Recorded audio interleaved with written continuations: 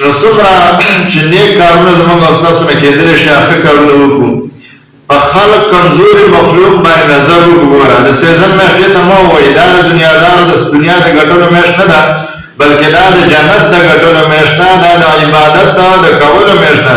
لهذا په کمزور مخلوق باندې نظر ورته وایي څومره چې ستاسو د لاندې لاس لاندې خلک دي هغې سره ښېګړې وکړئ چې پنځه اتو پرې کوئ د هغې په ځای باندې یو عمر وکړئ دا نورې پیسې د خدای په غریبانو خلکو باندې وویشئ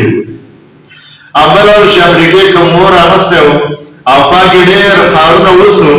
نو زموږ د پاکستان زره ډاکټرانو چې کوم دی هغې له چاندې کول هغوی یې لېږلي موږ دا غږ کوو په ټولو مسلمانانو چې د مسلمانانو کوم ملکونه دي نو په دې کې غریبانان خلک سوا دي لهذا د بار د دې وجه چې کوم دی پیسې رالېږئ ځکه چې خواران خلک زنانه زیناورو ته جوړې شولې خلک سودونو ته جوړ شو خلک چې کوم دی پاکستان کې ماشومانو خرڅولو ته جوړ شو او ډېره بدحالي ده نو لهذا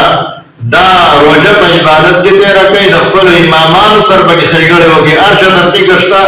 او صرف امام صاحب ته فکر نه وي د بېخونده دامن د ځانه مه جوړوئ د سړي دامن د ځانه جوړ کړئ خپل امام خیال ساتئ د خپل چې کوم دی د بل چا تپوس هم نه کېږي د خپلې محلې جومات او د خپلې محلې امام دا تپوس به ستاسو نه کېږي لهذا دا ښه ساتئ دا